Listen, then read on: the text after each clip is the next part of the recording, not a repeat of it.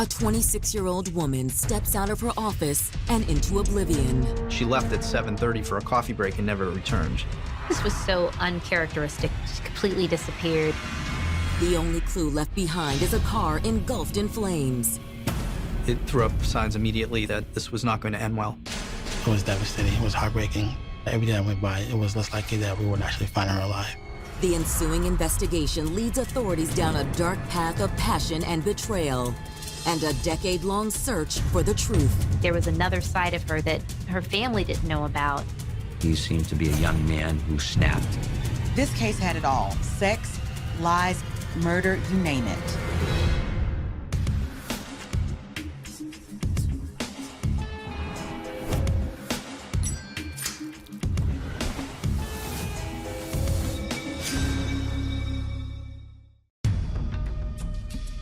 August 24th, 2004. It's just after midnight, and two young women are wrapping up a late-night workout at a 24-hour gym in the Boston suburb of Revere. In the far corner of the gym's parking lot, they see something that takes their breath away. It was a 2002 Honda Civic. It was on fire. It was a fairly prominent location to burn a car. One of the women immediately calls 911. Yeah, I need you to report a car on fire. The fire is raging, and if they don't get it put out, the car could explode and potentially endanger additional lives and property. It looks pretty bad. I think you need to get here soon. Within minutes, firefighters have extinguished the blaze. Fire marshals then check the charred vehicle for signs of human remains. It doesn't look like the car was occupied at the time of the fire. Thank God for that. Nothing else of note was found in the car other than the fact that the key was in the ignition. While it appears no one was injured, it quickly becomes apparent that the fire was set on purpose. There was an accelerant that was used to torch the car. This was a signal, I think, to investigators early on that this was likely a case of foul play. Were you able to grab the VIN number? Barely, but we got it. Running the vehicle's identification number, investigators discover that the car belongs to Julaine Jules, a 26-year-old woman who lives with her parents in the nearby town of Malden. Shortly after 2 a.m., detectives arrive at Julaine's home and inform her parents they have discovered their daughter's fire-gouged vehicle. Her family, they were understandably terribly distraught. So, Julaine, was she in a car? No, ma'am, it appears not. So she's still alive? Well, we're still investigating. Do you have any idea where she might be? No, she works from 3 to midnight. She's always home by now. The family answers all of the detectives' questions, hopeful of any lead on where Julaine may have gone, but they can tell the situation is serious. This was so uncharacteristic of Julaine. It left everybody asking the question, where did she go? And why would she leave? And what happened to her? Born in Cambridge, Massachusetts on June 21st, 1978, Julaine Jules was the oldest of 4 children born to Jermaine and Jules Vincent, Haitian immigrants who were proud to be in America. It's a strong community rooted in faith and in hard work and people who are devoted to their children and to their education. My mom was a really religious person, and she really pushed us to, follow the faith. We grew up in Catholic schools. Julaine's parents enrolled her in the prestigious St. Clement's High School, where her passion for life was as infectious as her smile. I remember Julaine Jules as the girl with a big smile who looked at the world as an open art, who wanted to do it all. She was just very welcoming, very, very nice. She always had something nice to say to somebody. People seemed to gravitate towards her. And for Julaine, family was always top priority. She had a sense of family obligation. She loved writing poems, so she was always into literature. I remember her carrying books, because she always had like an extra notebook that was hers. And sometimes she'd be like, you want to read my latest poem? She was always writing about love and the man of her dreams. She wanted to go off to college, and she wanted to be married. We all talked about it. Though Julaine was desperate to meet her Mr. Right, her parents enforced a strict no dating policy throughout high school. They're having this dance at school. Can I go? No. Listen to your father. Go wash up. Dinner's almost ready, okay? The Haitians are very strict, and she wasn't allowed to date. Julaine's family was very, very religious. They would probably look more rigid to most people, but it was how the family functioned. While everybody was more worried about what they're going to wear for prom, who their date's going to be, where they're going Friday night, she had to be home. She was spending quality time with her siblings and still living those traditional family values. Nothing fazed her, nothing troubled her. After graduating from St. Clement's near the top of her class, Julaine enrolled in Emmanuel College in the heart of Boston. She did really well. I really looked at her as an inspiration. In college, she started really focusing on career or where she wanted to go in life. Julaine was the first of the family to actually went to college and graduate. My parents were extremely excited. With a degree in communications, Julaine landed a well-paying job providing customer service to Boston's financial elite. Yes, we have your STAR account coming up. She was working for a credit card concierge company. For instance, if you need services, anything from dry cleaning to an elephant in a circus, she handled those requests. Though Julaine's career had taken off, she continued to live with her parents, an arrangement that certainly put a damper on her dating prospects. Julaine was like any other young woman, wanted to date young men her age. I don't think her folks saw it quite that way. There's a different cultural experience where children are expected to stay at home until they are married, and then they move out. She lived what I would consider to be a rather sheltered life.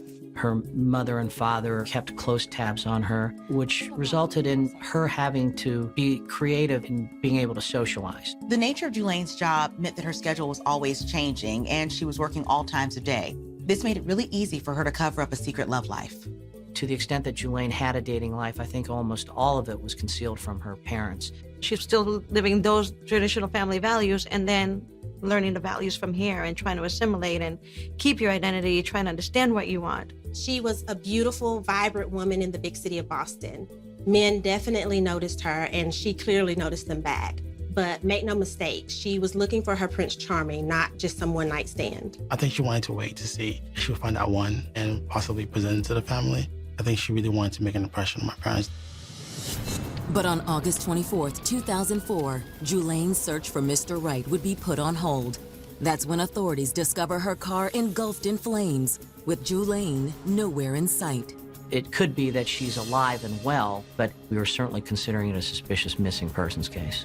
And as authorities dig deeper into Julaine's personal life, they will soon uncover a series of secrets that may have led to her disappearance. We know that Julaine was somebody that was inexperienced with really dating, and it might have made it difficult for her to recognize danger. There's a tendency to mistake obsession for romantic overture.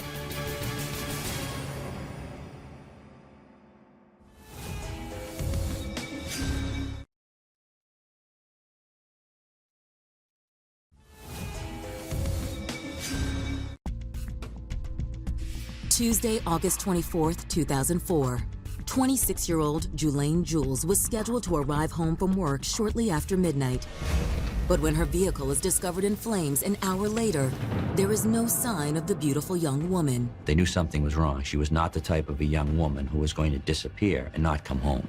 With the car fire destroying any possible evidence, detectives head to where they believe Julaine was last seen, her place of employment. Detectives believe if Julaine's employer can pinpoint that she left work around midnight, then they can narrow down the time and the area that they have to account for her whereabouts. But in speaking to Julaine's employer, they realize she's been missing for a lot longer than they thought. Thank you for calling. My name is Julaine. How may I help you? She was working the 3 to midnight shift, and sometime that evening around 7 o'clock, she told her coworkers that she was going to get a cup of coffee. I'll be back. She took her keys and her cell phone with her. She left her wallet behind, and it was reported that it seemed like she left in a hurry and as if she was going to come right back. What can you tell us about Julaine sleeping? Nothing really. I know that she was upset about something. I'm not exactly sure what. In her rush to leave, she missed a key part of her nightly routine. Julaine's mother reported to me that Julaine always called her during her breaks. And one of her breaks was at the 7 p.m. mark. On that evening of her disappearance, she did not call. According to Julaine's employer, she never returned from her break. It's really quite peculiar that she would just leave like that. It was urgent enough that she stepped out and left, but didn't take anything with her. This is Jessica. She's a coworker of Julaine. Detective working this case. I can tell you she was really upset. She was getting phone calls all day on her cell phone and on her work phone, and eventually she just stopped answering. A little bit later, then she took a call from her friend Melissa. Melissa? If you'd like, we can access her voicemail, if that'll help you out at all. Since the calls were made on a business line and not a personal one, the company paying for the line is authorized to release this information as they see fit, without a special warrant from the judge. While most of the messages on Julane's work line don't point to any leads, investigators key in on one call that came in roughly 2 hours prior to her abrupt departure. Next message. Julane, please give me one more chance. Or at least let's just clear the air. They had retrieved a voicemail off of her work phone from some person identifying himself as Shabazz, saying come to see him. Unsure who this mysterious Shabazz is, authorities reach out to Julane's friend, Melissa Martin, who agrees to meet with them that afternoon. Melissa was shocked and surprised to hear that anything was happening to Julane. Do you know what happened to her? Do you think she's okay? Do you know anything about a man named Shabazz? Shabazz, yeah, that's my cousin. The Shabazz Melissa is talking about is 25-year-old Shabazz Augustine. Shabazz Augustine was a young man of Trinidadian extraction. He was raised in Boston and was native to the city. He was 25 years old, a year younger than Julane, worked at a dentist's office. You don't think that he has anything to do with her missing, right? We don't know. We just would like to talk to him. Shabazz would never do anything to hurt Julane. Melissa explains that Shabazz and Julane's budding romance seemed straight out of one of Julane's many love poems. My sense was that Shabazz was somebody who showered a lot of attention on Julane, brought her gifts, spent money on her. Him and Julane have been dating for like 6 months. According to Melissa, they met by chance. Shabazz was driving and saw Julane walking down the street and just fell in love at first sight. He asked her out right there on the spot.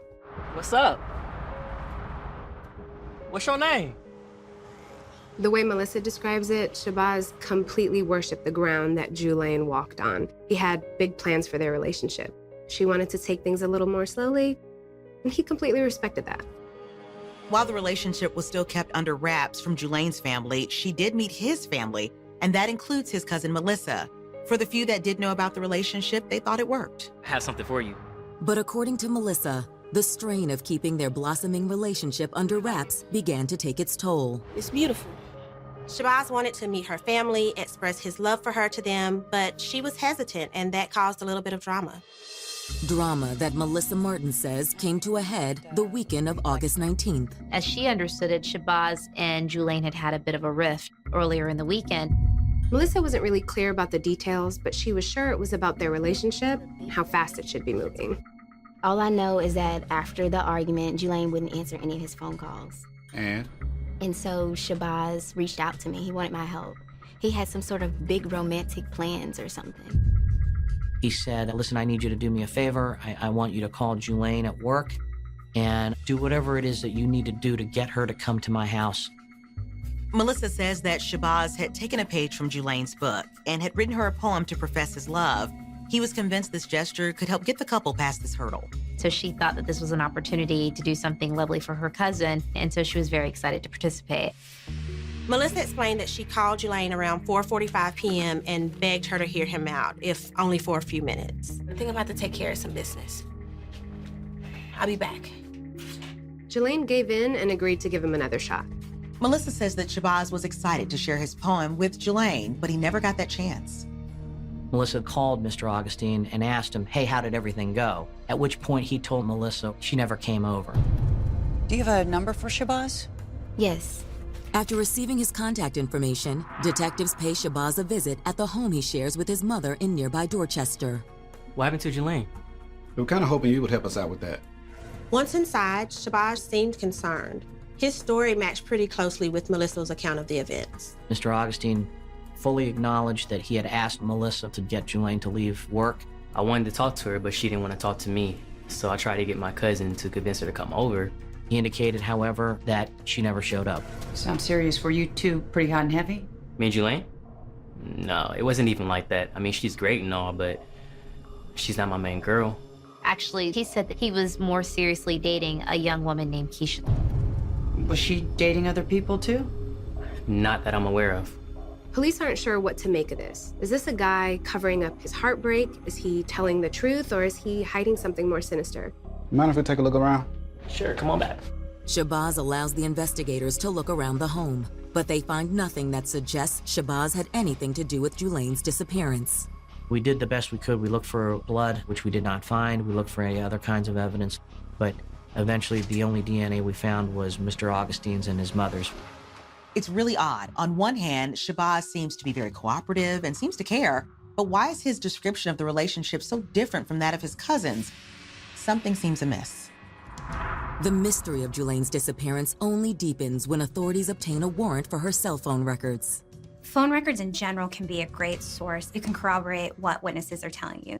Sure enough, there are many calls from Shabazz starting the Friday before she went missing, and Julane didn't answer any of them. So you really look to see if there's any patterns that are in these phone records. You see who they're communicating with. As they review her call records, they see all the missed calls from Shabazz and the call from Melissa. But during the same time period, Julane is calling and receiving calls from another number over and over. Police track the number to a man who lives in Fort Lauderdale, Florida, a man named Marlon Brown. One of the first things that we do in an investigation is to learn everything we can about who was in the victim's life. Reading the text messages between Julane and Marlon, investigators realize there's more to Julane's secret dating life than they were initially led to believe. The text message records revealed many conversations between Marlon and Julane, including flirtatious exchanges and plans on when they would meet up. It was clear that they were involved in a whirlwind romance. When police started to uncover that she was dating multiple men, it sounds like perhaps maybe there was another side of her that her family didn't know about. Investigators begin to wonder, has Julane, who's a dating novice, gotten in too deep by dating two men at once? And how does this tie into the burned out car? This could still be a random act, a carjacking, an abduction, or it could be the makings of a love triangle gone awry. Just imagine being in Julane's shoes. All you want to do is find Mr. Right. You don't have any experience and you don't know how. And all of a sudden you're getting all of this attention from all of these different suitors and you don't know what to do. You're trying to navigate a new world while keeping it all secret from your parents. It would be no surprise if you made a mistake. We don't know what was going on here. It's just unclear as to what happened to her after she left her office. One thing detectives know for sure, they need to track down Marlon and they need to do it now.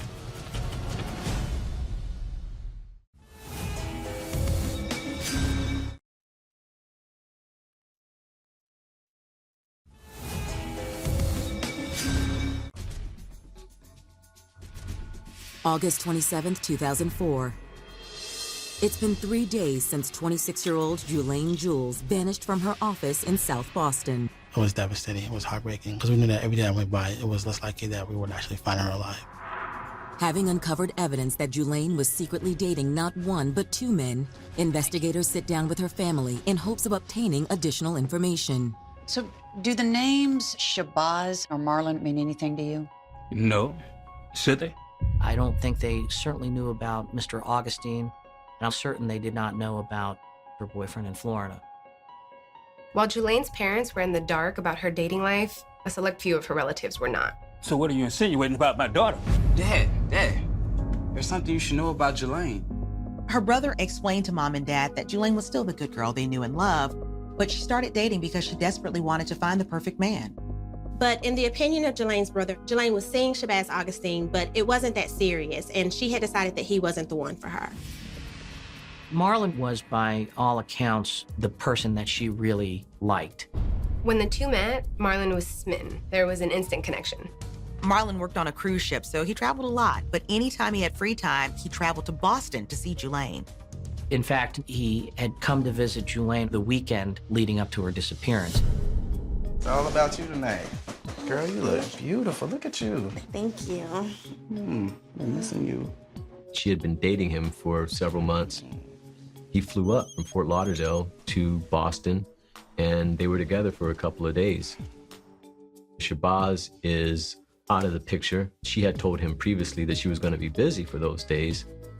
Shabazz and Marlon didn't know anything about each other up to this point.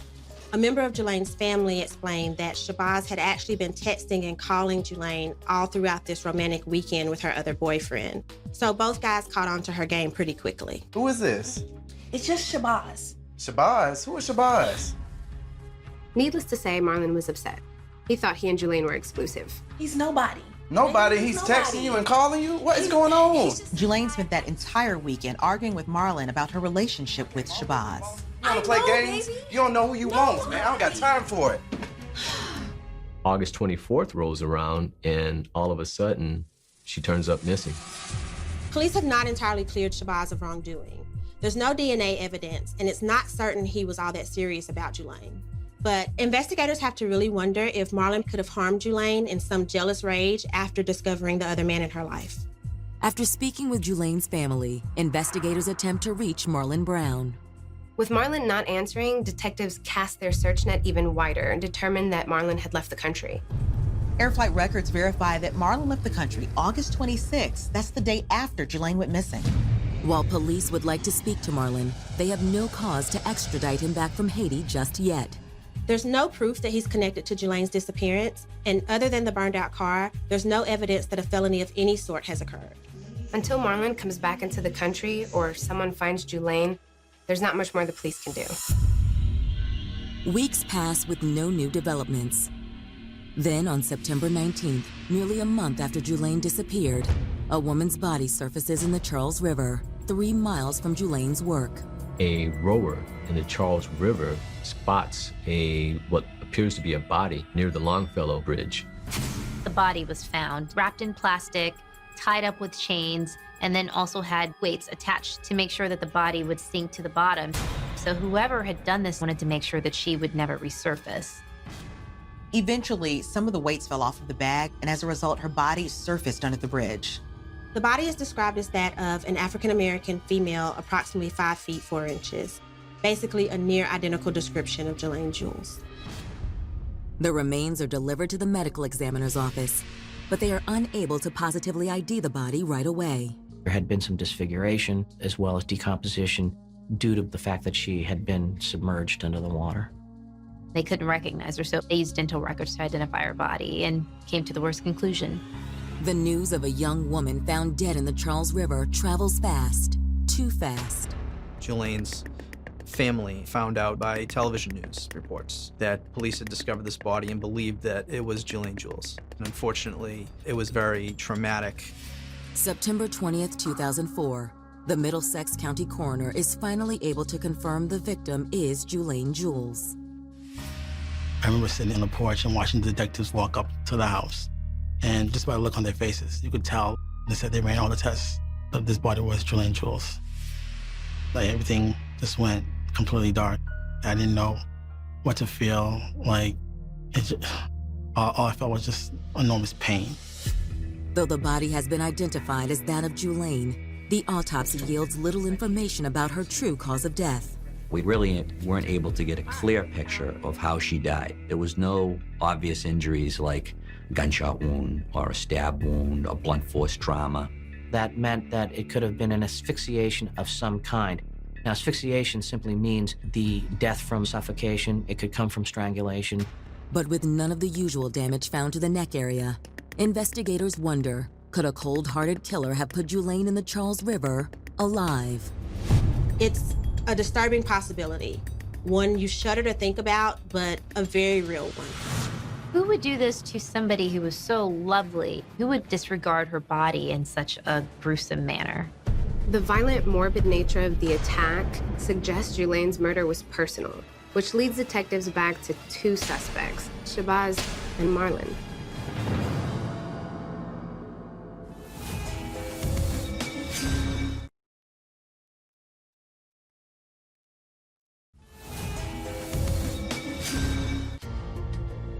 It's been days since Julaine Jules' body was found in Boston's Charles River.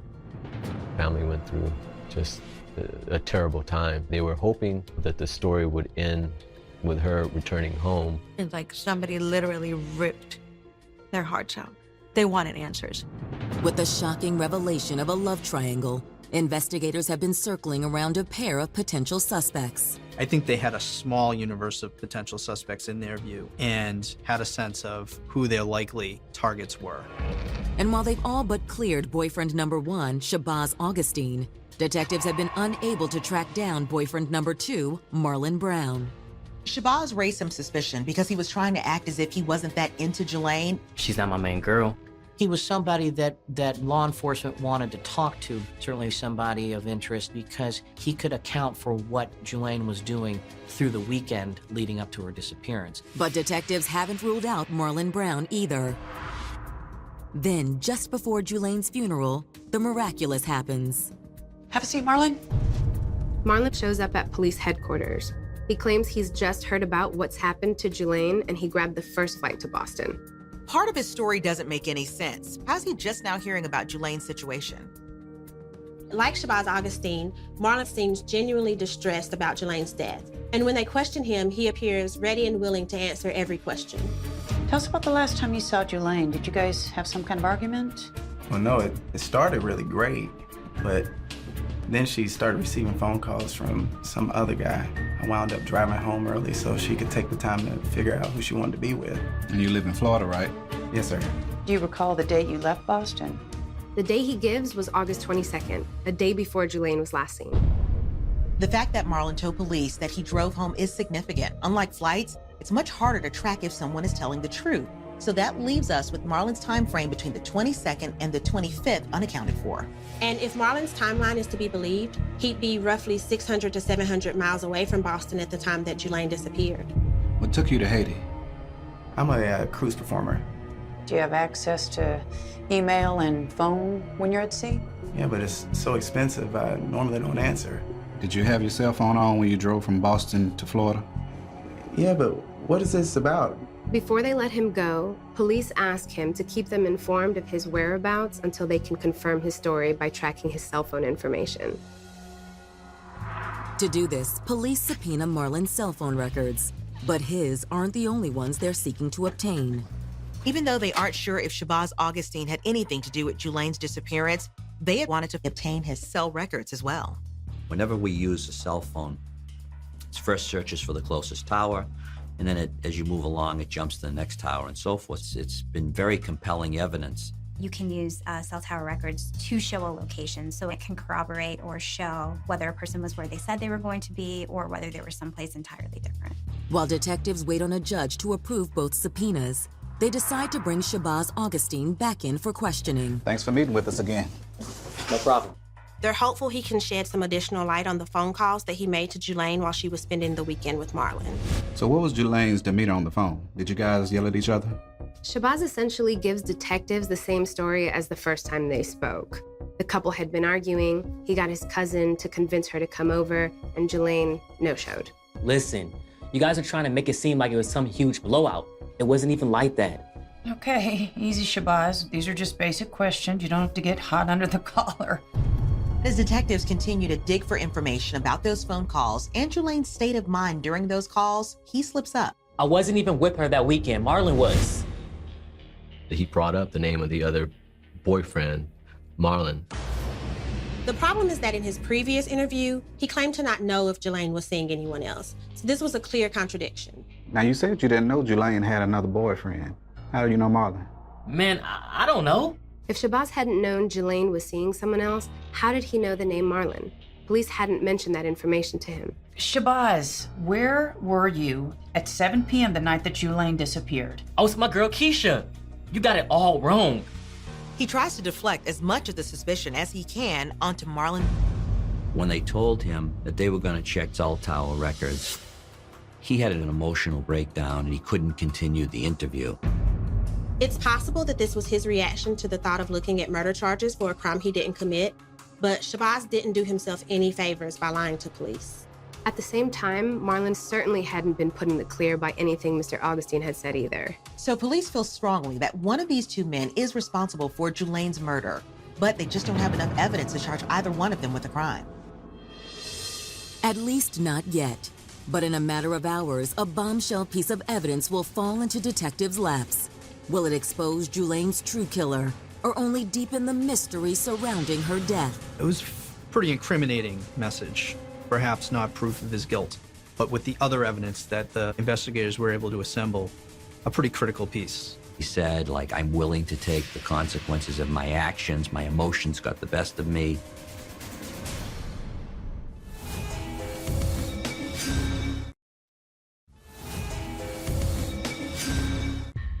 Julaine Jules was a 26-year-old working woman who dreamed of one day finding her Prince Charming. Instead, Julaine ended up dead in the chilly waters of Boston's Charles River, the victim of what appears to be a brutal murder. Because her body was in the water for so long, they weren't 100% sure how she had passed away, but they had a rough idea. All that was really known was that she died by asphyxiation. Whether she was killed before or after she entered the water is unclear. For the last several weeks, the search for Julaine's killer has centered around two men in her life, Marlon Brown and Shabazz Augustine. It became really confusing of who was Julaine's murderer. Was it Marlon? Was it Shabazz? It just was really unclear. Detectives have subpoenaed both Shabazz and Marlon's cell phone records. Finally, a Boston judge grants the order.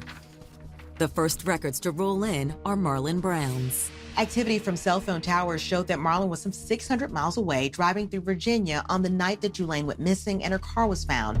This means there's no way that he could have been the killer. Hours later, Shabazz Augustine's phone records arrive and paint an entirely different story of his whereabouts the night Julaine disappeared.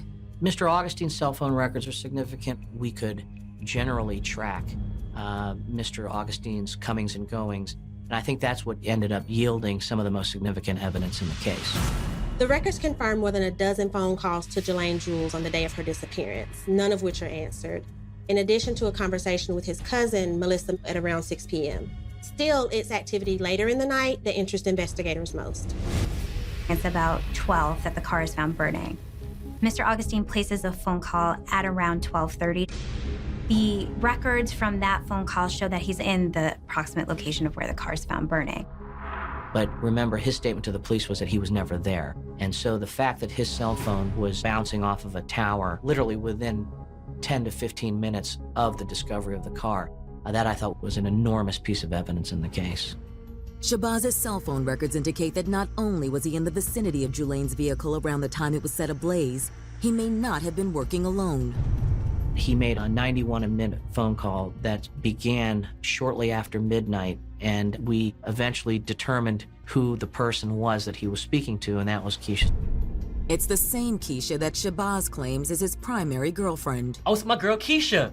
Was it possible that Keisha and Shabazz conspired to murder Julaine? While phone records put Shabazz at the scene of Julaine's burning car, it's not strange to think that someone else may have helped him commit the crime, or even been the driving force behind it. Detectives bring Keisha in for questioning. What exactly is the relationship between you and Mr. Augustine? We've been dating off and on for a couple of years now, but to be honest, it's more of like a friends with benefits type situation. Were you aware that he was dating another woman at the time named Julaine Jules? Is that the woman they found in the river? She was very forthcoming about the details of their relationship. She said she knew that he was dating other people, but claimed not to know that Shabazz was dating Julaine. Wait, do you guys think Shabazz has something to do with that lady's death?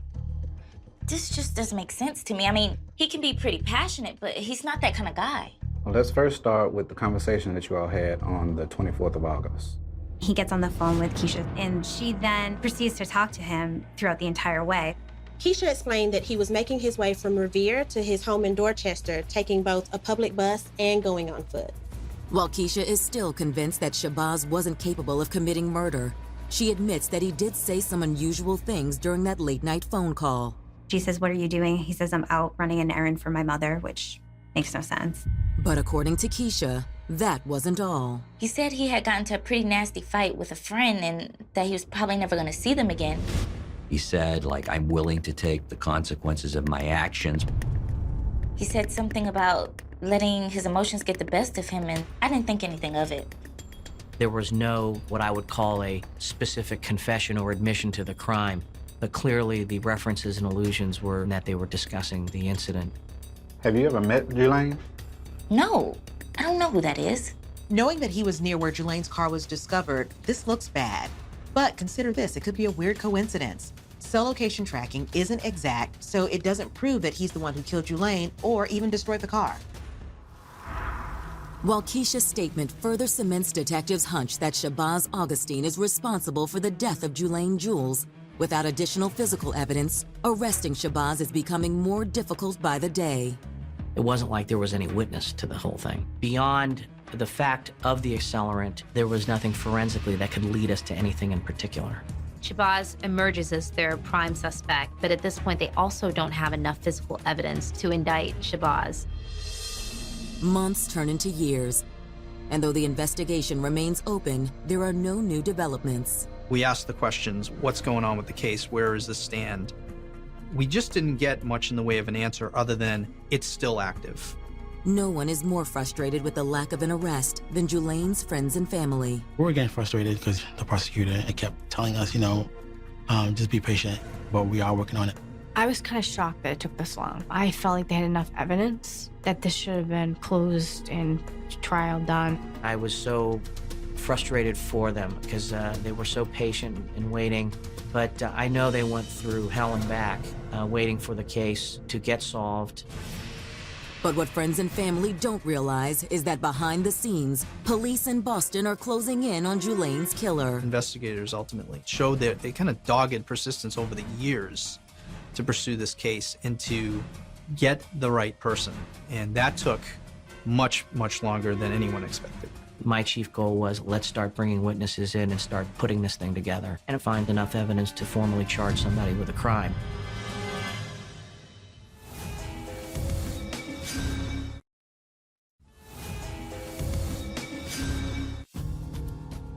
It's been 4 years since Julane Jules' body was found in the Charles River, and the case remains unsolved. Those cell phone records place one of Julane's boyfriends, Shabazz Augustine, near her vehicle at the time of the crime. There's nothing concrete to warrant an indictment. The family always had a feeling that, okay, he was the culprit. He was the person that actually did this. I believe the police and investigators did have a pretty good understanding of what likely happened. Their challenge was proving it. If Shabazz Augustine was in fact involved in the murder of Julane Jules, there's no sign he intended to run from police. Shabazz Augustine stayed in Boston, worked in Boston, started a new relationship, and essentially had a family here that kept him rooted in Boston. He was leading a fairly normal life here, almost as though nothing had happened. This made many wonder if everyone had gotten this case wrong from the get-go. That maybe it wasn't Shabazz or Julane's other boyfriend, Marlon. Maybe it was a random act of violence. But in 2008, a change in law enforcement jurisdictions results in Julane's case being transferred from the county of Middlesex to neighboring Suffolk County. They determined that the actual murder took place in Dorchester, in Boston, which is in Suffolk County. So it was in their jurisdiction. There was some initial, obviously, confusion as to where this could have taken place, given the car being found and the body being found in Middlesex County. It's a change that breathes new life into the investigation. The folks in Middlesex County did a good job, but moving the case to Suffolk County allows a fresh set of eyes to look at the case, and it brings a renewed sense of purpose to solving it. But it was a systematic and painfully slow building of a case. Over the next 3 years, Suffolk County investigators methodically pour over evidence and re-interview individuals close to Shabazz and Julane at the time of the crime.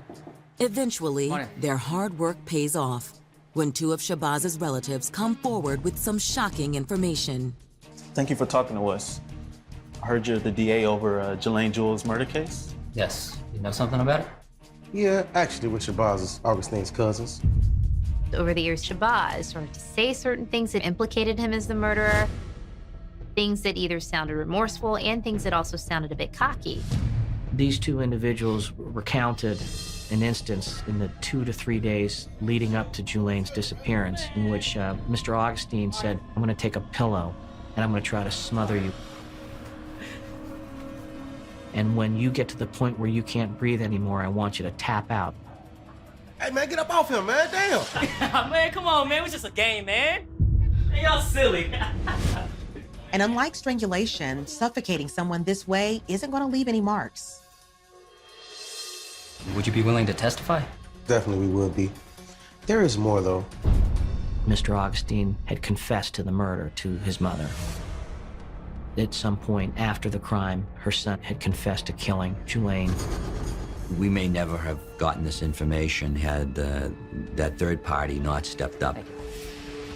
This shocking revelation allows Suffolk County prosecutors to bring the case to the grand jury and ultimately issue an arrest warrant. Well, in Massachusetts, before anyone can be charged with murder, the grand jury has to approve of the case going forward. The grand jury presentation took place over the course of almost a full year. And the kind of evidence you present to the grand jury is to find probable cause to believe that there's enough evidence to formally charge somebody with a crime. Mark called us and told us that they have enough evidence to charge him with the murder of Julaine. So they arrested him at work. From what I understand, he was taken into custody without any incident. Very easy process. But legal wrangling over the admissibility of cell phone records delays the trial an additional 4.5 years. There was a lot of postponement in terms of the trial date. We felt like every year was being postponed. We were getting frustrated.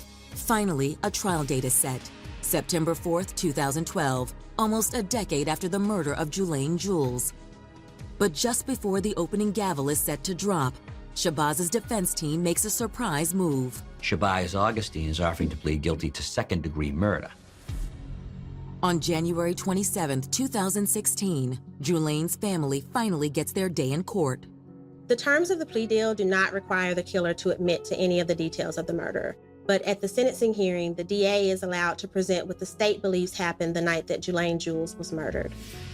Prosecutors begin by laying out the events of August 19, 2004, when Julaine's primary boyfriend, Marlon Brown, met her in Boston for what was to be a romantic weekend. And as the weekend went on and Shabazz tried to contact Julaine with big plans for a romantic get-together, he realized she was seeing someone else, and he became furious. So when you talk motive, my sense of this was that he simply could not wrestle with his own emotions about a woman who didn't share the same feelings towards him. Why she had not returned his phone calls, why she had ignored him basically, and that at some point something was said that caused him to kill her. Prosecutors believe the only logical explanation was that Julaine had gone over to Shabazz Augustine's home that night to hear him out. I'm so glad you came. What is this? I'm so sorry that we've been having problems. I wrote you something that you like. Our love has many forms like the river. But his attempts to woo her fell on deaf ears. Look, I just came over here to be nice and break up with you in person. I don't think this is gonna work. But I don't understand. Things went sideways really fast and turned into a heated argument. Something clicked with Shabazz, and he decided that if he couldn't have her, then no one would. That's not gonna happen. He attacked her and smothered her with a pillow, suffocating her until she died.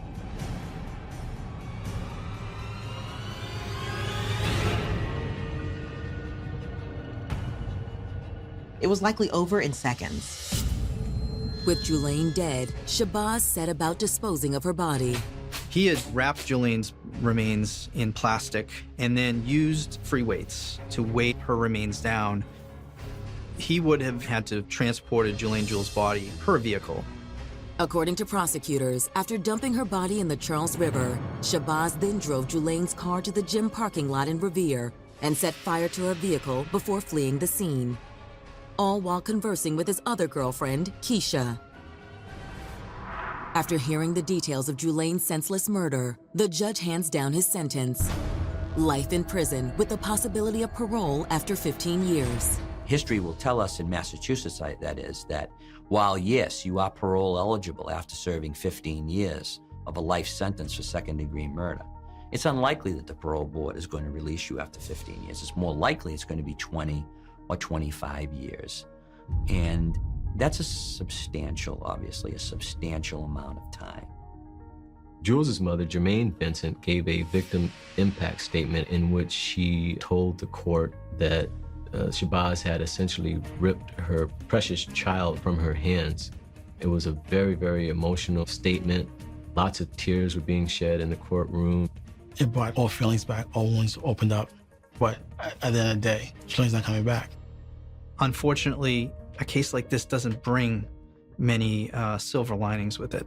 So the only thing we can take from it is that you find some measure of gratification that the person who did it won't do it again.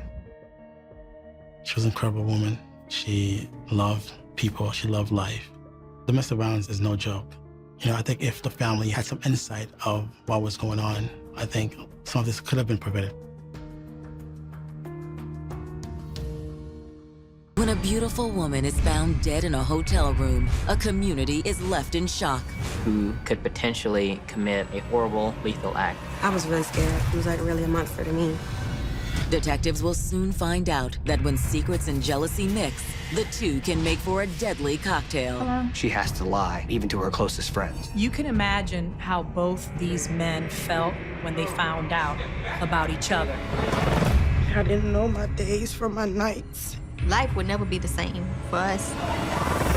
Now it's a race against the clock to stop a maniac hell-bent on the ultimate revenge. He was plaguing the city. If he was found, we more than likely were going to be involved in the shootout. I definitely didn't see that coming at all. It just kind of hit me, just like, wow.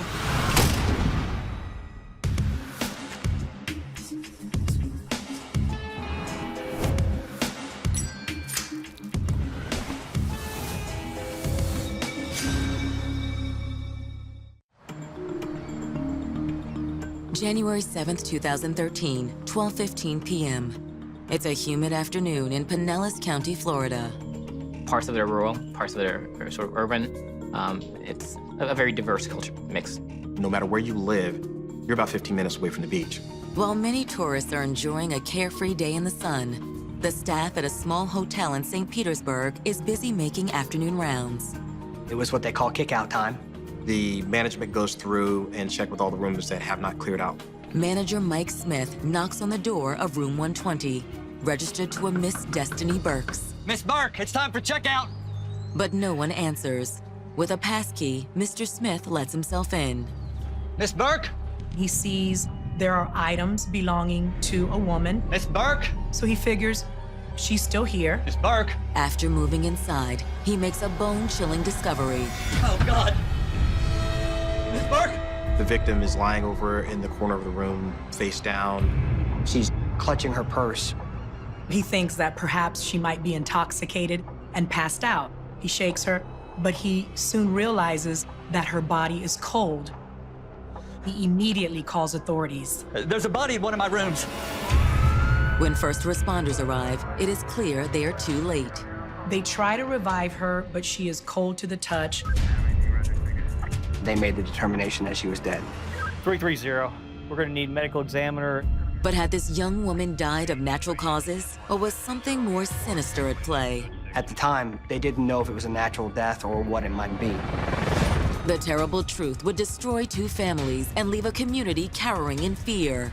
Sometimes, once violence is uncaged, there's no going back. How far it escalated, how far it went. I didn't see it coming. Born on December 31st, 1988, Destiny Burks grew up with her mother, stepfather, and two sisters in a household where achievement and community involvement were cornerstones of life. I raised them in Christianity. We talked about education, what kind of life an individual wants to have for themselves, and how they go about trying to make that life. Our mom always wanted to instill respect for others in us, treating others how you want to be treated, lending a helping hand. By the time Destiny graduated from high school in 2007, she was clearly on the right path. She went to college as soon as she graduated. We moved to Orlando together. Our bond kind of got closer because we, had to help each other pay our rent. She was really into sign language, and that's what she began to study after high school. Despite her passion for her studies, Destiny soon found herself struggling financially. My husband and I were helping at times when we were able to, but it was a struggle for them. In 2010, with unpaid bills piling up, Destiny was forced to put her future on hold. Destiny moved back to St. Petersburg and she was looking for work. But this caring young lady wanted more than just a paycheck. She sought a career focused on helping others. She wants to be a medical assistant and a home health aide. There's a course where you can get your license pretty quickly. So she took those classes, she passed all her tests, and she started working as a CNA home health aide. Homemade stuffing and turkey just for you, Miss Stern. Oh, you spoil me, Miss Bird. Of course. I do remember the Thanksgiving dinner. She was working. Absolutely. So she called me and said, I'm at the home of an older woman. Her kids live out of town. They're not here with her, and I want her to have a traditional turkey dinner. So I need to know how to make the turkey so that we can enjoy Thanksgiving together. Trying to help somebody's grandmother or mother who has no one. That was her heart. I was really proud of Destiny. And it just swelled up a feeling of love for her, that here's this good girl, and instead of her enjoying her time with us, she's with this individual and trying to make, not only with them, but trying to make their time brighter. With beauty that radiated from the inside out, Destiny never lacked for suitors. My first impression of Destiny was like she was very beautiful. She was very fun, like she was full of life. Despite the fact that she had a certain physical appearance, she was still a down-to-earth person. Very relatable, approachable, easy to talk to. She would always laugh and tell jokes, and everybody just loved to be around her. Her personality just glowed. But for Destiny, when it came to love, not just any man would do. She wanted someone to take care of her. And it wasn't until the summer of 2011 that she finally met the man she'd been waiting for, 24-year-old Jamal Jenkins. Destiny met Jamal through her childhood friend, Marika, who is his sister. Destiny, this is my brother Jamal. Hi. Oh, we not met before. I was thinking the same thing. From the beginning, it was clear that Jamal knew how to treat a beautiful woman. Would you like to do something this weekend? I could cook for you. I like that. Okay, I'll pick you up at 7. Okay, see you then. From that night onward, Destiny and Jamal's relationship lifted off. Destiny liked the tall and dark-skinned guys, so I think he was a fit for her. We tried to cook dinner for her, get her hair done, her nails done, just to keep her around. He wanted to shower her with gifts and show Destiny that he appreciated and he loved her. Though their chemistry was off the charts, both knew that this was more than a passing fling. He was head over heels in love with her, and Destiny was equally as smitten with Jamal. Yet in some ways, this young man seemed like a surprising choice for Destiny. She was a good girl, trying to make a difference in her community. He's a bad boy. Jamal had a fairly extensive criminal record. He was involved in drug sales. But Destiny saw the good in Jamal, and before long, her influence appeared to be wearing off on him. She said something about them relocating to Orlando so that he can get out of this environment. He wanted to marry her. After only a few months together, it seemed like Jamal and Destiny's lives were headed in the right direction. Then in January of 2012, Destiny saw their dreams go up in smoke. Jamal gets arrested for cocaine possession. He went to jail for like a year. Heartbroken, Destiny threw herself into work, taking on a second job as a cocktail waitress at a local club. There, she struck up a friendship with a suave 31-year-old security guard named Tayani Hollis, or Yanni for short. Tiani is a mountain of a man. He's 6'5".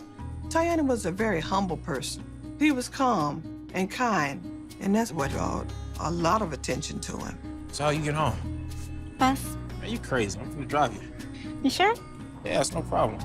He was a protector, especially for women. He was definitely always, trying to watch her back when she was working at the club. As Tayani and Destiny grew closer, she came to admire this single father who put family first. He was a great father. Gotta love our job, huh? I mean, when I'm not working, I'm hustling. I want the very best for my baby. Oh, yeah? What are you looking to do? Promote music. He really liked promoting and bringing people into town to perform. He found his calling. Before long, what began as a friendship crossed over into something else. She liked him a lot, and he really loved her. Baby, you're beautiful. Come on. More than anything, though, Tayani wanted what was best for Destiny. So I have something I want to talk to you about. There's this sign program in Orlando that I want to sign up for. You got enough money saved up. I say go for it. He wanted what was best for her. He wanted to see her do good. But what about us? I want to be here when you get back. Follow your dreams. Oh, you're amazing. He was leading her in the right direction. I was excited about what her potential future could be now that she was opening herself up for possibility. As much as they cared about each other, they agreed that a long-distance relationship would be hard to maintain, so they decided to take a break. But no matter what, they promised to remain friends. So how had this young woman with such a bright future met such a tragic fate on January 7th, 2013? A spine-curling discovery is about to give law enforcement a crucial clue and send them on a roller coaster ride like no other. Investigators quickly begin to suspect that something shady is going on. This was an adventure like I've never had before and haven't had since.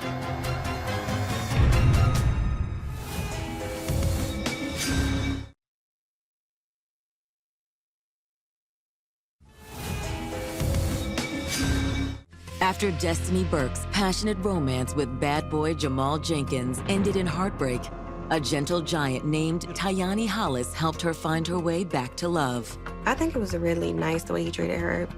It looks like the relationship is blossoming. But when Destiny was accepted into a school program in Orlando, Florida, nearly 2 hours away from Pinellas County, the couple decided to hit the pause button on their relationship. He encouraged her to go back to school in Orlando. Although it meant separating as a couple, both hoped to remain good friends. But now, just weeks before Destiny was planning to relocate to Orlando, her lifeless body has been discovered on a hotel room floor in Pinellas County. As detectives arrive at Destiny's room, they soon have a hunch about what may have happened. They didn't see any obvious injuries, no cuts, bruises, anything like that. But where this occurred, it's a known drug area, and that particular hotel itself is known to have quite a bit of criminal activity going on there. It fit the mold of a typical overdose in a hotel room. But when detectives take a closer look at their victim, they spot something disturbing. She has some blood on her face. Because of the positioning of her head, the direction of the blood wasn't consistent with someone who has what they would consider to be purge. Investigators trace the trail of blood down Destiny's cheek, which leads to a chilling revelation. She has a gunshot wound to her head. And what appeared to be the entrance on the left backside of her head, and what appeared to be an exit on it right in front of the right ear. It was a homicide. When you hear that, that automatically gets you going. It's game time now. But without knowing more about their victim, detectives can only guess at a possible motive for the crime. Perhaps Destiny was involved in something shady. Then again, it could be domestic violence related or a robbery gone wrong. A look inside the victim's purse helps detectives rule out one of these theories. It wasn't a robbery. Her identification was still there. Her credit cards were still there. She still had cash in her purse. Jewelry, a particularly nice pair of earrings. Obviously, if this was a robbery, those things would be missing. Surveying the scene also helps investigators begin to reconstruct Destiny's activities that evening. Investigators find 2 takeout boxes in the room. Obviously, she had company that night. They're definitely eating for 2. While detectives can't say for sure whether Destiny's dining partner was her killer, they believe she knew whoever pulled the trigger. There's no signs of a struggle, so I would make the assumption that this is somebody who she allowed to come into the room with her. It was an execution-style homicide. People don't typically get killed in this manner when they're strangers. With little else to go on, detectives head to the address found on Destiny's driver's license. We need to start trying to find out who Destiny was. Hello. Hello, sir. Pinellas County PD. Does a Miss Destiny Burke live here? Yes, she does. She's my stepdaughter. Is everything okay? Can we come in for a few minutes, sir? We have some information for you. Yes, please. Detectives are now faced with the painful task of breaking the tragic news to Destiny's parents. The hardest part of this job is not the long hours. It's telling a parent that their child is dead. And that's how you have to do it. You have to say, Destiny's dead. There's no beating around the bush, because when people start to get that news, they'll fill in the blanks. So if I say it incorrectly, if I'm not blunt about it, I don't want there to be any mistaking of why I'm there and what happened to her. Folks, I'm very sorry to have to tell you this. Destiny was found murdered this morning.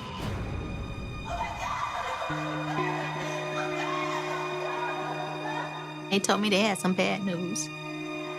And then they told me she was gone. I just couldn't believe it.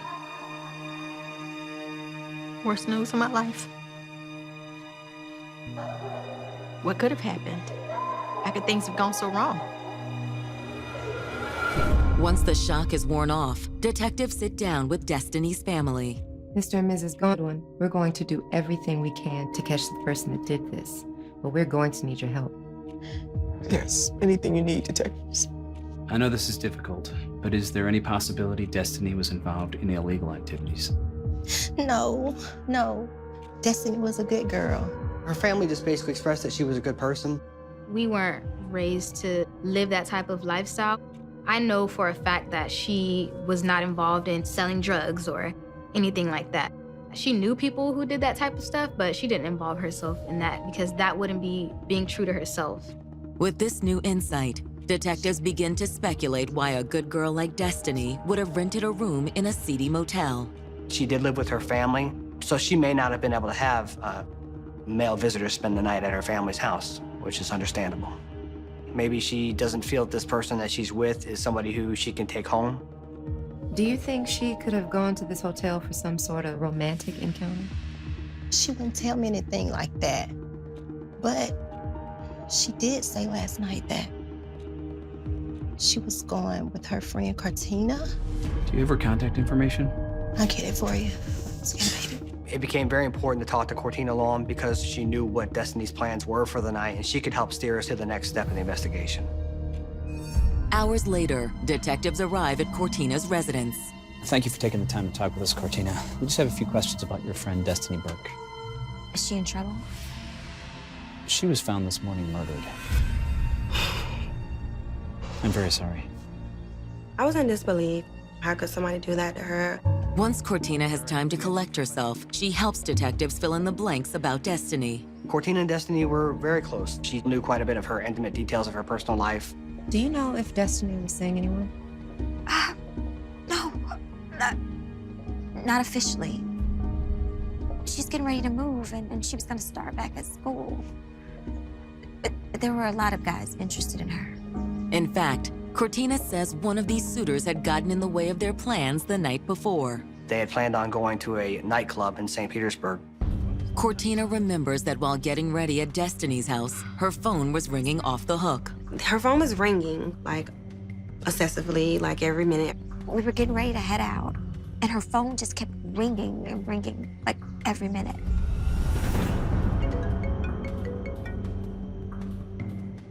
Are you gonna answer that? No, it's just Vance. I don't feel like talking to him. Had you ever heard of this Vance guy? Never.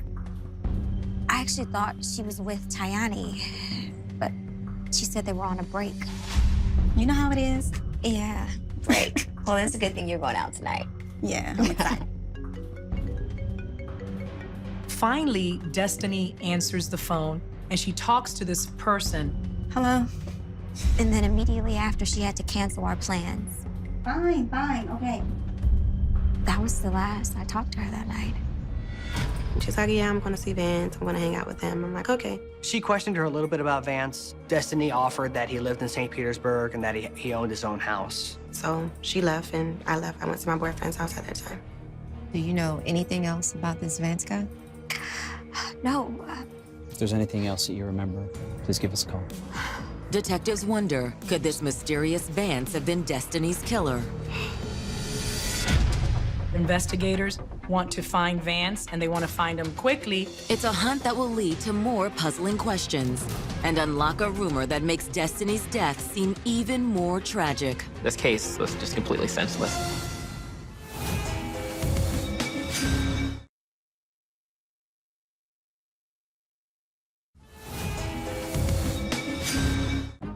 Just hours into their investigation, Pinellas County detectives have learned that Destiny Burks had made plans to meet with a mysterious man named Vance the night she was killed.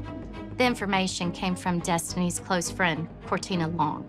Hello? We start digging into any and every Vance we can find in our system. We start working with the St. Petersburg Police Department because the area where she described him as living would be in St. Petersburg. But they don't have a last name, which makes it very difficult for them to track down who this Vance is. Later that afternoon, detectives question another friend of Destiny's named Sarah Harris. Miss Harris, thank you for coming and speaking with us. Do you know if Destiny's ever dated a guy named Vance? No, I've never heard of him before. But she tells police something else about Destiny that could be crucial to their investigation. There are rumors that Destiny may have been pregnant. And that it was her ex, Tayani's. While Sarah couldn't confirm the gossip or say if Tayani had heard the rumors, she did know that Destiny had recently turned this man's life upside down. And it wasn't just due to her impending move to Orlando. Apparently, it all started when Jamal Jenkins, Destiny's ex, got out of prison. Sarah explains that after 7 months in prison, Jamal made an earth-shattering proclamation. He wants Destiny back. His feelings got more serious when he went to jail. He made like a lot of promises, like he's gonna focus on Destiny and make things work between them and stay out of jail.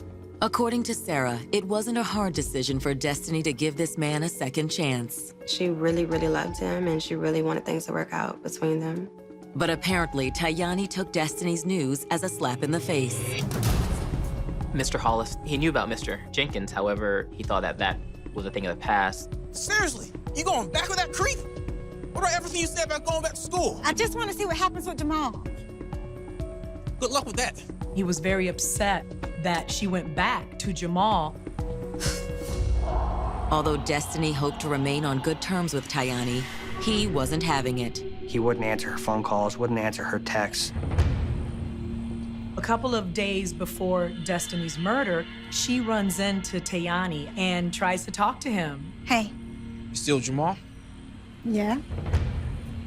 But I don't want to talk to you. But I said I don't want to talk to you.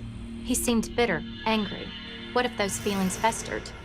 What if he heard the rumors that Destiny was pregnant, and he couldn't stand to see the mother of his child with another man?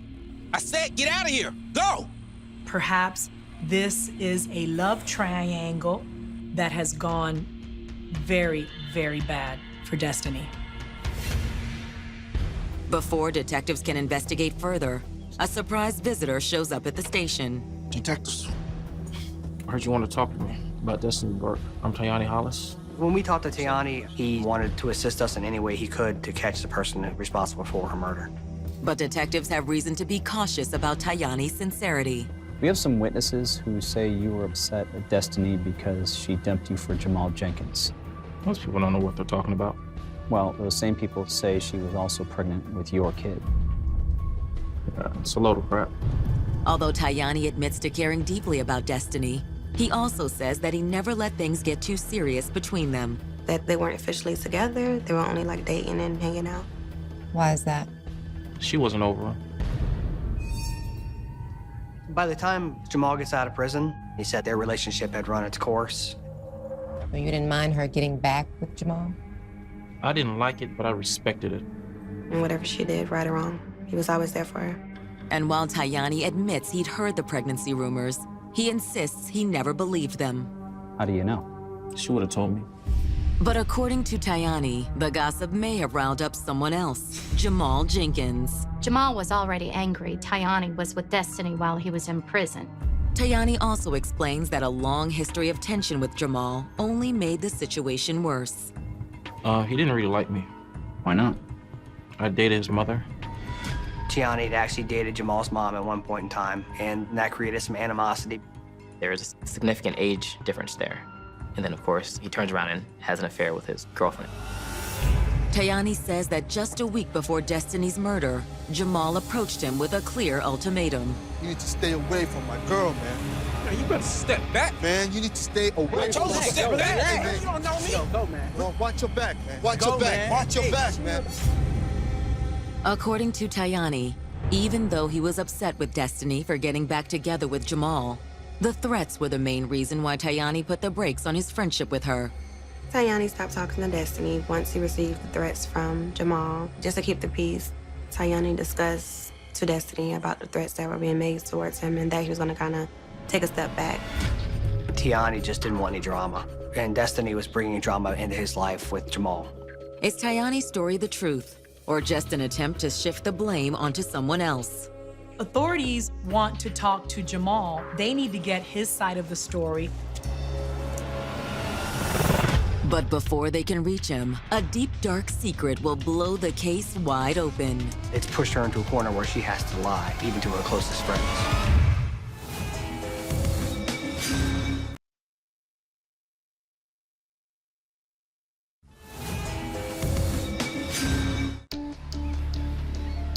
Our Hours after Destiny Burks was found shot to death in a Florida hotel room, her former lover, Tayani Hollis, pointed the finger at another man, Destiny's on-again, off-again boyfriend, Jamal Jenkins. But Pinellas County detectives aren't sure what to make of his claims. Investigators are still a bit suspicious about Tayani.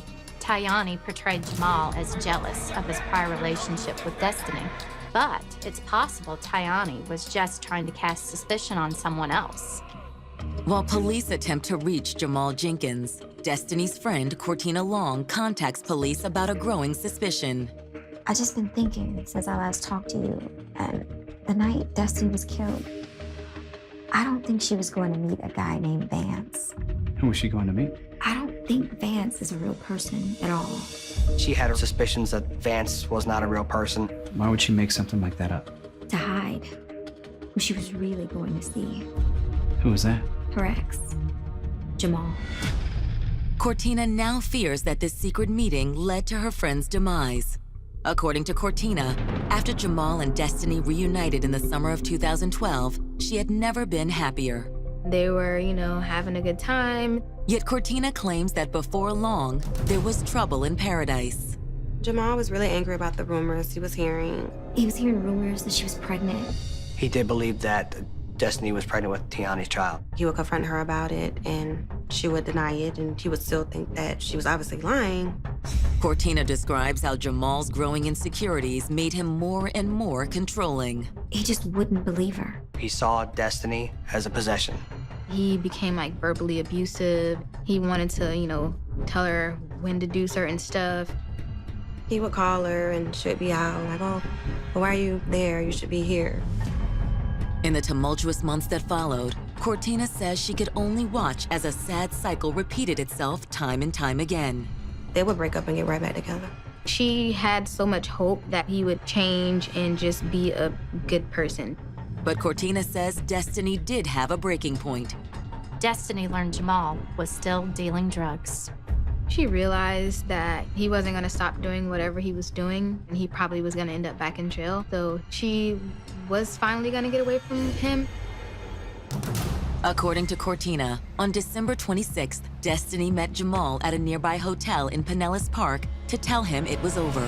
How could you do this to me? What are you talking about? I know you're dealing again, Jamal. No, I'm not. Yes, you are. You're a liar. You know what? This is over. We're finished. Hey, who do you think you are? Stop it. Let go of me. You can't leave me. Let go of me. Hey, get back here. Get back here. It was clear that he was very angry. Cortina says that while Destiny managed to flee from the hotel unscathed, Jamal caught up with her at a stoplight a few minutes later. Jamal was following her. He approached her vehicle from behind and began to ram the back of her car with the front of his car, ultimately causing her to spin out, hit the curb, and go up onto the sidewalk.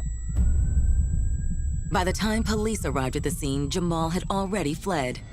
Though heavily shaken, Destiny gave officers a full statement. She cooperated with law enforcement, provided all the information on Jamal. Cortina says Destiny seemed relieved when days after the incident, police decided to charge Jamal with aggravated battery with a deadly weapon. She's like, I'm gonna get an injunction against him and I don't wanna see him anymore. She was actually going to testify when it came time to trial. But to Cortina's surprise, she got some troubling news from Destiny a few days later. He's been contacting her and had been trying to get her to drop the charges. Although Cortina believes Destiny was done with Jamal, there was something about her friend's conversation with Vance on the night of the murder that still haunts her. Hello? It reminded her of how Destiny dealt with Jamal. She didn't tell the person on the phone that she and Cortina are going out to a club. If it was Jamal that she was talking to, she wouldn't tell him that she was going to a club because he wouldn't approve of that. I hope that helps. It does. Thank you for your time. Thank you.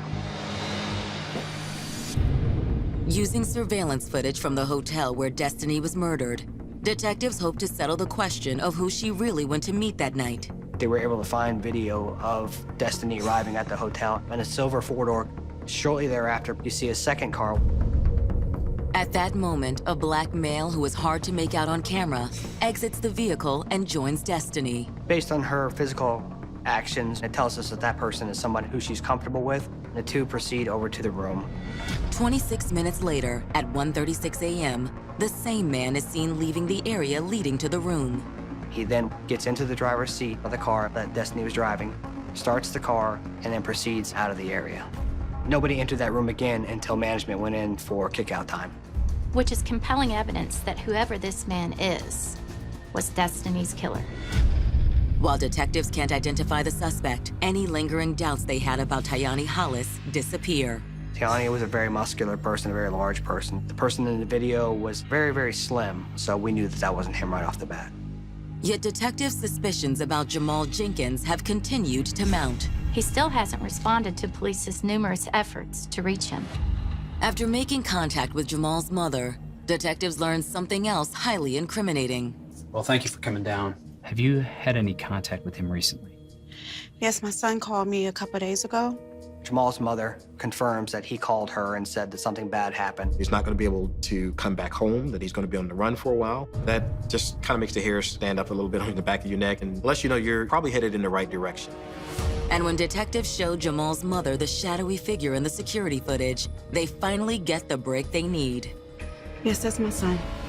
His mother confirmed when watching the video that this is him. Investigators uncover even more damning evidence against Jamal.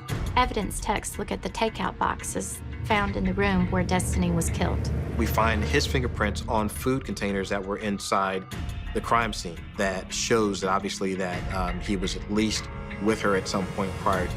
Investigators now know Jamal is the killer. Yet this horrifying case is far from locked up, and it's about to take an unimaginable turn. How could a person be so cruel? What kind of monster are you?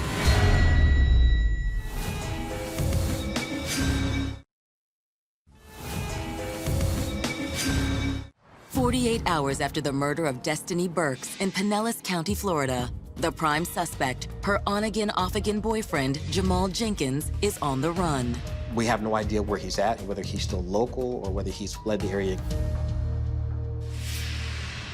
After alerting authorities in neighboring counties, detectives issue a warrant for Jamal's arrest. I sat down with the family and I explained to them, this is who murdered your daughter, and we were after him. I was filled with a lot of anger. I felt powerless because we were each other's protectors. She was always, that person to watch my back. So I just felt like there could have been something that I could have did to protect her. And when the autopsy report comes back on Destiny Burks, what it reveals only further underscores what a tragedy this case is. At this point, detectives speculated that the motive probably had something to do with Jamal's belief that Destiny was carrying Tayani's child. But the autopsy showed Destiny wasn't pregnant at all. Detectives finally locate the car that Jamal Jenkins used to flee. We actually found it parked in an apartment complex in Orlando. Detectives monitor the area for days, but there's no sign of Jamal. Detectives also try to trace the car that the suspect left at the scene back to its owner. But we find out that the car actually was owned by the suspect's grandmother. When we went to visit with the grandmother, that's when we actually learned or confirmed that it was driven by her grandson. We had some information coming in slowly. We were just doing everything we could to follow up on any leads we could. Then, on January 12th, 5 days after Destiny's murder, investigators get a lead from an unexpected source. Miss Green. It was Tayani. Tayani, all right, calm down. He was telling me that he had learned that Jamal was in the area. He gave me a specific address. He expressed to me that he really wanted to get this guy off the streets. Okay, calm down. Destiny meant something to him close to his heart. He was really distressed about what happened, and he was very hurt. I took the information he had. I passed it on to our group of detectives who were working on actually locating Jamal. But the tip turns out to be a dead end. He wasn't there at the time. They actually did some follow-up investigation, and it wasn't fruitful. 2 days later, on January 14th, Pinellas County detectives get a call from the St. Petersburg Police Department about a shooting in their jurisdiction. They say the identity of their suspect is sure to be of interest. His name was Jamal Jenkins. This incident was actually witnessed by someone who recognized Jamal and watched him leave the area. But that isn't the most shocking part. According to St. Petersburg police, their victim is none other than Destiny's ex-lover, 31-year-old Tayani Hollis. When we learned that Tiani had been shot, I was stunned. Jamal knew that we were actively looking for him. Your stomach kind of sinks a little bit because you're thinking, I just talked to this guy not 2 days ago, a day and a half ago.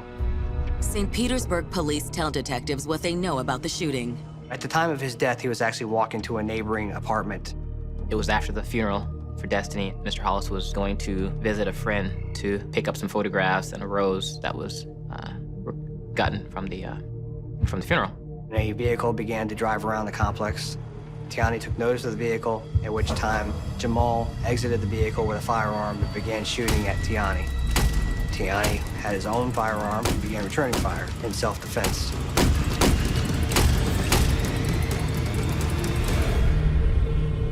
Detectives learned Tayani had been rushed to a local hospital, and his condition is dire.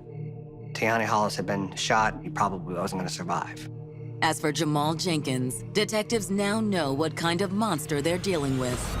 He came right back to the place where every cop out there is looking for him. You can't be in the right state of mind to do that. It was clear that apprehending him as soon as possible was urgent. We need to be working on this thing, not just 16 hours a day, 24 hours a day. Meanwhile, at a St. Petersburg hospital, Tayani Hollis's condition only worsens. Everybody was crying, trying to get it and hold it together. I couldn't even say one word without, crying. In Tayani's final moments, his family is by his side. I felt like my whole life was over, and I felt like I wasn't even alive no more. I felt dead, just like my dad. That moment was devastating. I was very hurt. I'm still hurt. Tiani had one of those gut feelings. He was concerned about catching this guy, and we didn't catch him, and now he's dead. Here's another person who's the victim of this man. And here's another family who has to grieve and suffer. By now, the manhunt for Jamal Jenkins has kicked into high gear. We used every possible resource that we could to try to track him down. We held a joint press conference so that we can ask for the public's help. We were out knocking on doors, talking to people on the streets. Some of the neighborhoods we were going into to find him were neighborhoods where normal people wouldn't go. There's a strong criminal element in those neighborhoods, and we were going there in the middle of the night. We were able to enlist the help of the U.S. Marshals. The Marshals have technologies and resources to find people when they don't want to be found. Just doing everything we can to try to shake the bushes and have them come out somewhere. You always hope that you're going to get a call and it's going to be, I want to turn myself in and I want to tell you my side of the story. Can I come to the office and talk to you? Jamal's not one of those guys. All the while, rumors are swirling that Jamal may be planning another attack. We had heard about this supposed list, these people who had wronged him, who he was going to pay back. My reaction was that things were really getting out of control. He's like a serial killer. He's on a rampage. We're concerned for the safety of the public. Days turn into weeks. Then finally, on February 8th, law enforcement's hard work pays off. We get information that he may be at a location in New Orleans. Pinellas County detectives enlist the help of local law enforcement to verify the accuracy of the tip. We provide them with a picture of him, and we ask them to do what's called a go-by. Just drive by the house, see what you see. These instructions also come with a serious warning. When Mr. Jenkins was on the run, he made statements that he wasn't getting apprehended without a fight. If he was found, we more than likely were going to be involved in the shootout.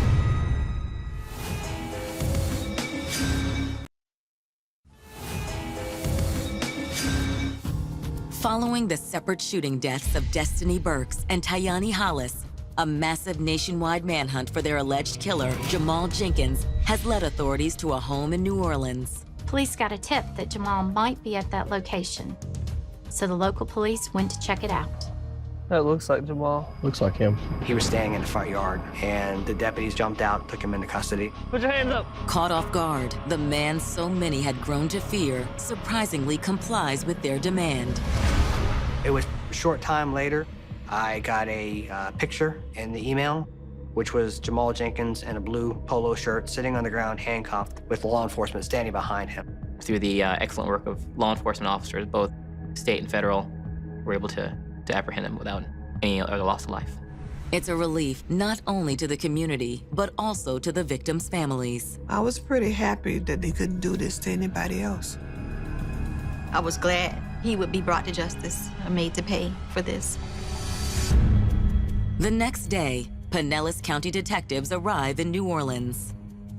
As they sift through Jamal's personal property, detectives find evidence that they caught their fugitive right in the nick of time.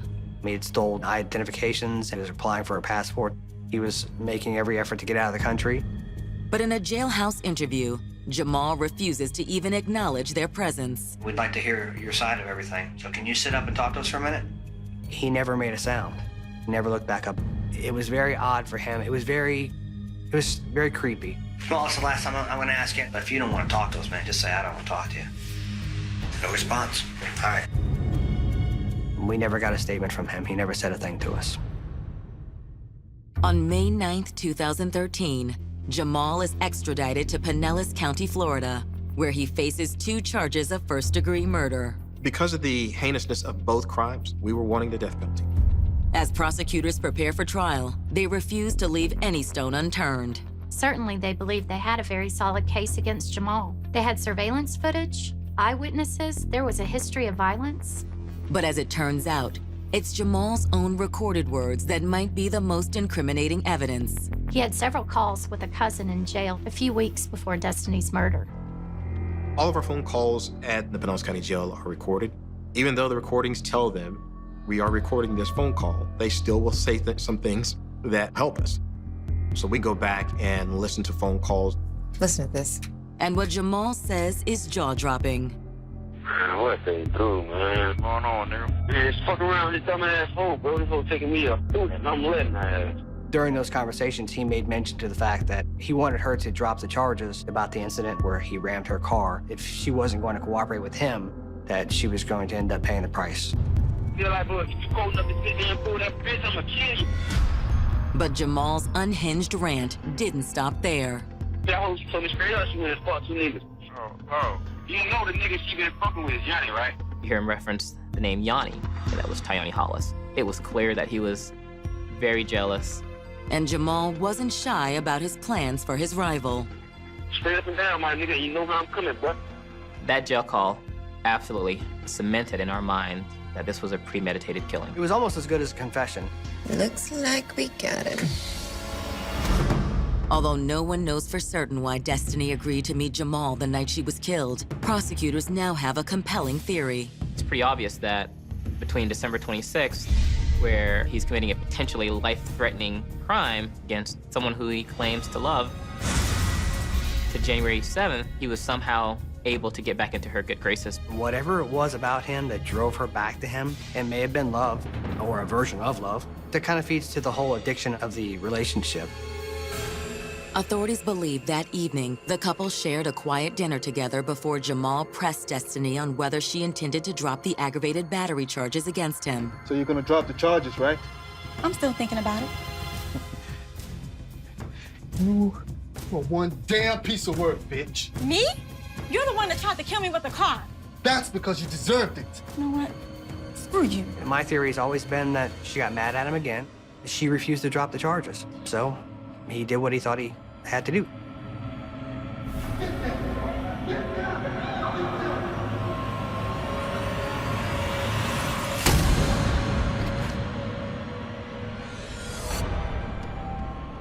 Jamal is one of those guys who is a menace. He knows no other way to get through life than to hurt people and to commit crimes. After killing Destiny, the natural progression was that he had to kill Mr. Hollis as well.